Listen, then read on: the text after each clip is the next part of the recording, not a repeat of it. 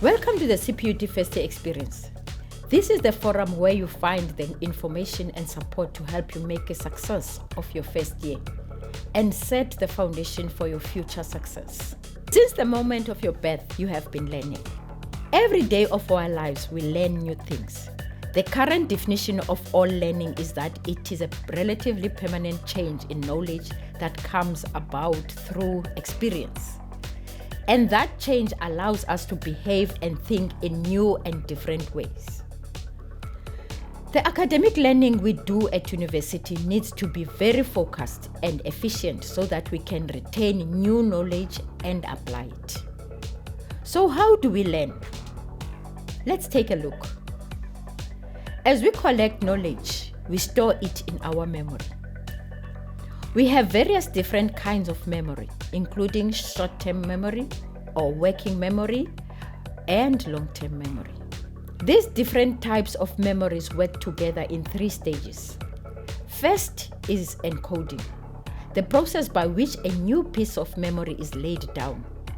Then comes storage, or what happens to the encoded memory over the time it is being held. And then retrieval, or accessing stored knowledge so that you can use it to solve problems or think about things. To encode a memory, the brain needs to do 2 things: elaboration and organization. Elaboration means connecting the new information to something we already know. This is why having a context for new knowledge makes it easier to remember. What also makes new knowledge easier to retain is if there is some stimulation that makes it interesting, which is why making notes in color or using different fonts when you type can be helpful. Organization means making the connection between ideas in categories and hierarchies. If you can find the links between ideas, you will learn them much more easier than if you try to remember them in isolation. The storage aspect of memory has a time factor, which is why memories fade and need to be refreshed. If you are going to need to access your long-term memory of subject matter for an exam, it is necessary to read through it in preparation for sitting the exam so that you have it at your fingertips, so to speak.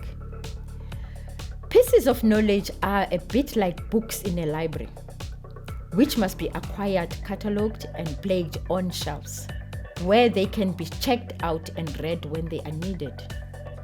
For the kind of memory you need for academic learning, experts recommend that you do the following sequence, which they call PQ4R. First, preview the material by looking through it, noticing the headings and how the material is organized. Now, query or formulate a list of questions that you expect the text will answer so that you can read with those questions in mind. Now, read the text carefully. Don't skim. You already did that in your preview. As you read, look for answers to the questions you formulate. After reading a section, stop and reflect on what you have read and make some notes. This is a good time to connect the new information to what you already know. Now put the text aside and try to recite what you have read. Use the questions you formulate and answer them. Finally, go back and review what you have learned. Students usually think once is enough. It isn't if you hope to really know the content. Learning is a complex process, and committing knowledge to memory takes commitment and determination.